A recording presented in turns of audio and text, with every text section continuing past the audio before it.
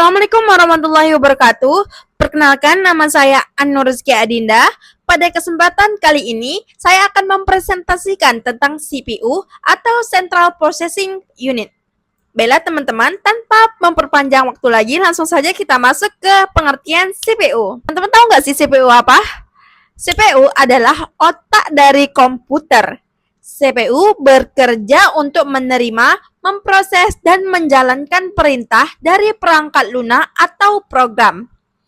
Tanpa CPU, komputer tidak akan menjalankan perintah dan tidak bisa bekerja, teman-teman ya. Oke, kita masuk ke slide ketiga. Komponen CPU. Di dalam CPU, terdapat beberapa komponen penting yang saling terhubung dan bekerja sama agar komputer bisa berjalan dengan lebih baik. Slide keempat. Fungsi CPU. Fungsi utama CPU adalah mengolah dan instruksi dari program. Kedua adalah mengendalikan semua kegiatan kerja komputer. Fungsi ketiga adalah menghubungkan antar perangkat agar bekerja secara teratur.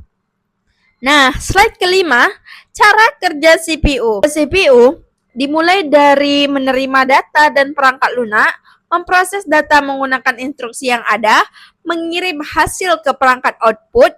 Semua proses itu terjadi sangat cepat dan hitungan milidetik. Bagian-bagian CPU. Power supply. Power supply berfungsi menyalurkan listrik ke seluruh komponen komputer sehingga perangkat dapat menyala. Nomor 2, motherboard. Teman-teman tahu nggak sih motherboard itu apa? Motherboard adalah papan utama komputer yang menghubungkan semua komponen agar bisa berkomunikasi ya teman-teman. Jadi tahu kan arti motherboard? Oke, kita langsung masuk lagi ke 3, hard disk. Artinya adalah hard disk adalah media penyimpanan permanen untuk data, file, dan sistem operasi. Yang keempat, RAM. RAM ini kita nggak jarang ya, sering familiar kita dengar. Seperti RAM HP, RAM apa gitu, kita familiar sekali. RAM ini kepanjangannya adalah Random Access Memory.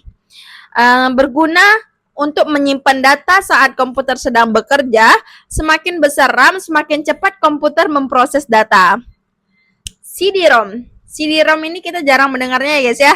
Apalagi yang awam, jadi saya akan sedikit menjelaskan tentang CD-ROM. CD-ROM digunakan untuk membaca data dari CD dengan kapasitas sampai 700 MB. Yang keenam, VGA card. VGA card. VGA card berfungsi mengolah grafis dan menampilkan gambar-gambar di monitor. Kabel data. Kabel data menghubungkan satu komponen dengan komponen lainnya. Yang ke-8, prosesor. Prosesor adalah inti dari CPU, bertugas mengontrol seluruh jalannya sistem komputer. Yang ke-9, LAN card. LAN card digunakan untuk menghubungkan komputer dengan jaringan sehingga bisa terhubung internet atau komputer lainnya. Itu disebut LAN card. Yang ke-10, kabel UTP.